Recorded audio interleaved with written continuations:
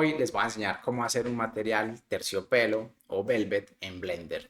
Este material es un poquito especial ya que es como mate, pero tiene brillo y el brillo se ve como medio metalizado. Entonces es un material un poquito extraño y es un poco complicado de trabajar. Yo llevo muchos años dentro de Blender y al ser un material bien particular me costó un poquito llegar al resultado final.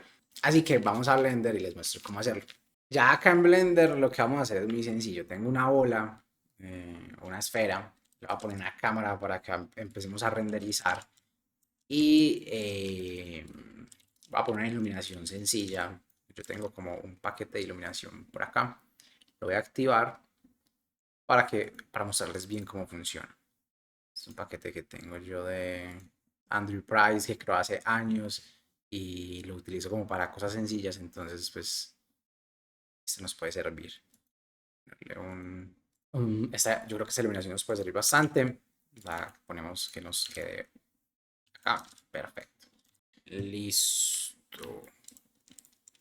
Aquí ya se nos está renderizando nuestro objeto. Aplicarle un subdivision para que no sea tan raro en las curvas y quede perfecto. Le aplico un smooth y yo creo que con esto podemos iniciar. Vamos a crear el material, lo vamos a nombrar Velvet y voy a importar las texturas y se las muestro. Listo, acá ya tengo mis texturas. Voy a abrir por acá un UV editor para mostrarles bien qué es cada textura. Y es muy sencillo. Quitarle esto para acá, no me quita. Es para no ver como la malla del objeto y ver bien la textura. La textura de color es esta. Tengo acá la textura del Ambient Occlusion, que si bien esa textura pues podemos obviarla, no es necesaria en todos los casos, entonces pues simplemente para darle un detalle extra en la profundidad del objeto, eso se multiplica con el color y ya les muestro también cómo lo hacemos. Tenemos una textura que se llama Fuchs, que esa textura básicamente lo que hace es estos pelitos que tienen normalmente las texturas Velvet, darle como ese aspecto de esos pelitos. Entonces, si bien es como un montón de pelucitas que le ayudan al material a verse un poquito más realista, pero pues si no lo tenemos, pues tampoco es que sea necesario. Obviamente, mientras vamos acortando más materiales, pues o más texturas, pues obviamente va cortando detalle. Pero pues tampoco es irnos a complicar exageradamente. Tenemos el Roughnecks, que es pues, el que nos mide qué tan eh, opaco, qué tan mate el material es o qué tan reflexivo es. Entonces acá pues vemos que tiene como en los negros es los pelitos, las pelucitas que vemos y en los blancos es ya el material en sí. Y por último tenemos el normal map que viene siendo como es. Si vemos tiene unas coloraciones diferentes en algunos puntos y es como para darle ese detalle del bump y también pues como para darle el, en los diferentes colores nos ayuda como a entender también el material cómo se va moviendo. Entonces, acá nos ayuda bastante en ese caso. Bueno, ahora vamos a conectarlos. Cuando nosotros creamos un material nuevo en Blender, nos crea este Principal BSDF. Es básicamente el nodo donde conectamos todas las texturas. Este Principal BSDF lo podemos quitar, pero realmente nos ayuda demasiado. Anteriormente, pues utilizamos Diffuse y Gloss y un montón de nodos que ya este principal es el que nos reúne todos estos nodos con todas esas características para crear materiales PBR, que son los materiales que normalmente utilizamos para crear fotorrealismo. Entonces vamos a aplicar el color al base color. Estos dos los vamos a aplicar ahorita, pero vamos a aplicar el roughnecks y luego vamos a aplicar el normal. Recuerden que estos materiales tienen que ir, los que no son color, el resto que no son color van en non-color. Entonces, non-color, non-color, non-color y non-color. ¿Por qué? Porque no queremos que nos influya en el color inicial que nosotros tenemos.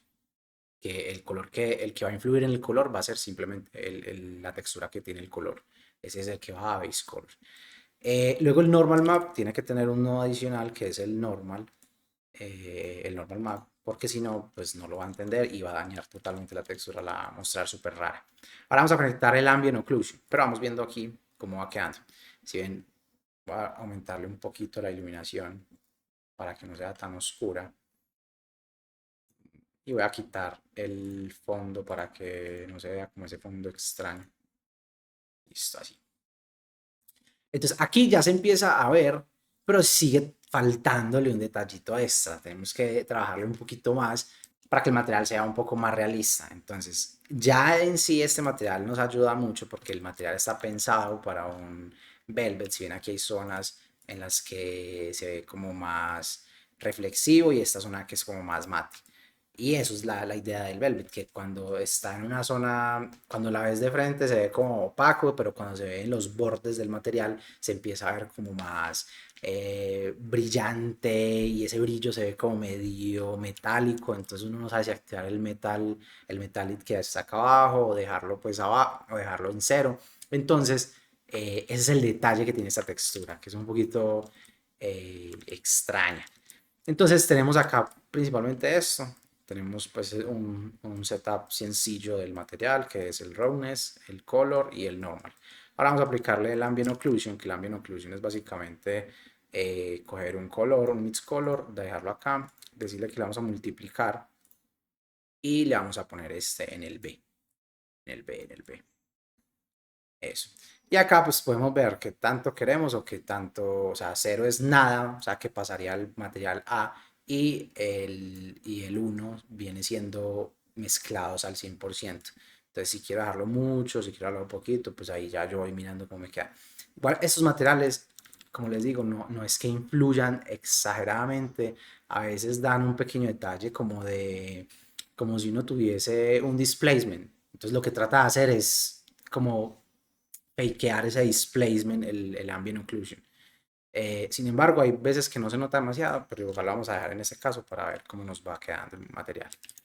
Vamos a multiplicar este y cuando ya lo multipliquemos, simplemente lo que vamos a hacer es poner el fuzz, que es así de sencillo. Este sí nos cambia el color, ya que nos está cambiando como la diferencia del material. Y lo que vamos a hacer en este caso es simplemente no ponerle demasiado, sino un poquitico, o sea, yo diría que 250, punto 3 o por ahí estaría bien. Yo lo voy a dar en 250, pues con ese tenía como todo organizado. Ahora, en donde llega la magia de este material, viene estando es en una partecita que tenemos por acá que es Sheen. En esa partecita de Sheen es donde hace que nuestro material tome el realismo correcto dentro de los parámetros de Velvet. Entonces, ¿qué vamos a hacer acá? El Velvet es un material que ya les vengo explicando que es un poquito complejo porque cuando está como de frente en esta parte como de acá se ve básicamente opaco y en los bordes es donde se viene viendo el, como un brillo adicional. Entonces ese brillo adicional nos lo permite esta parte de acá, toda esta parte de acá, el sheen. Entonces una vez yo active el sheen, si ven que se va poniendo brillante alrededor, ¿sí? Como va logrando este brillo y acá como le pega la iluminación, entonces pues obviamente no se va a ver tanto, pero en donde va empezando a verse las sombras es donde va aplicándose mejor el brillo. Entonces ahora lo que tenemos que hacer es que ese brillo no es blanco. ¿Y por qué se ve blanco? Porque acá en el tint tenemos un blanco. Podemos hacer dos cosas. Una es coger el color directamente y yo modificarlo y si ven cómo se va modificando el color perfectamente al que yo voy escogiendo. Otra es ir viendo qué color es el que yo quiero, pues como, eso es como un beige. Yo puedo coger normalmente es un color más clarito, no más oscuro del que estamos viendo, porque más oscuro se vería opaco, sino más clarito del que normalmente tiene el color, el albedo, pues que viene de acá. Entonces, muchas de las veces lo que yo hago y lo que prefiero que suceda es que yo le mando el color directamente al tint. Pero lo que hago aquí es aplicarle, pero como el color es un poquito más clarito, no le dejo ese mismo valor, sino que se lo cambio por otro. Entonces hago con un RGB Curves, lo único que hago es subir este valor y él ya me empieza ahí a dar el valor que viene normalmente de la capa de color en este tono acá. Si el tono no me gusta, ¿qué hago? Simplemente lo quito y pongo el tono que yo vea que particularmente me está funcionando. Podemos dejarlo de las dos maneras. Una vez escoger el color de nosotros y otra vez meterle la capa como tal. ¿Cuál es mejor? Eso depende del gusto de lo que uno está queriendo lograr con el color que esté haciendo el material.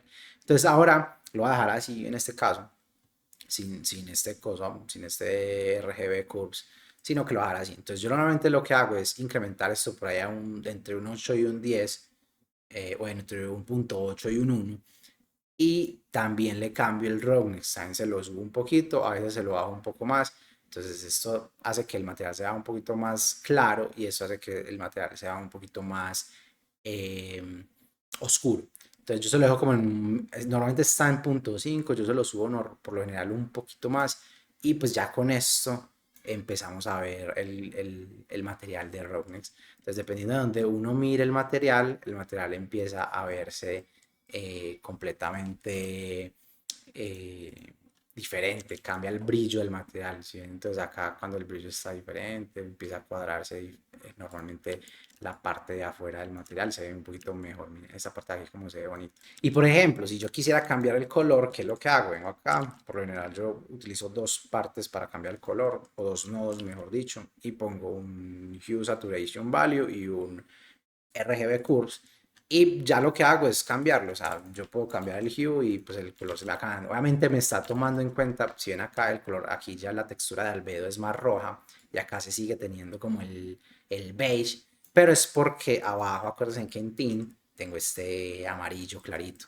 Entonces, si yo quiero cambiarla, la tengo que cambiar acá y la tengo que cambiar abajo para que funcione correctamente. Por eso a veces es mejor conectarla directamente. Yo conectaría esta directamente acá y este color al tint.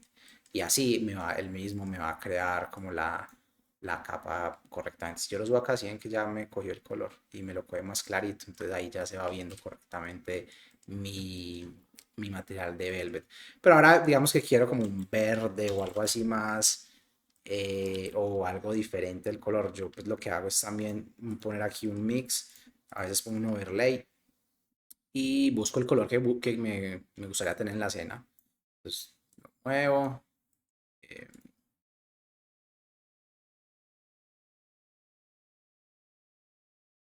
digamos decir un olivo como eso, y acá lo bajo a los valores que yo por lo general busco tener mi olivo. eh, digamos que así. Y acá como el tin ya está muy alto, pues lo que hago aquí es bajar para que no me genere demasiado, para que no me genere demasiado contraste entre el que yo tengo y el color pues base y el tint que tengo alrededor del objeto. Y acá pues ven, yo acá tengo un modelo en el que estaba trabajando, que les mostré en la imagen al inicio, donde eh, trabajé y es lo mismo, acá utilicé los mismos materiales, simplemente le cambié el color y pues como pueden ver es exactamente el mismo material. El único cambio es que aquí le reduje un poquito la parte reflexiva al material. Si quiero que sea menos o más reflexivo, yo lo crea menos reflexivo y listo.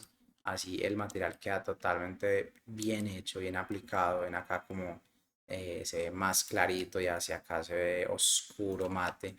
Entonces esos brillos generan pues un realismo adicional a lo que nosotros estamos haciendo. Entonces acá ven cómo me queda por lo general más como unos destellos.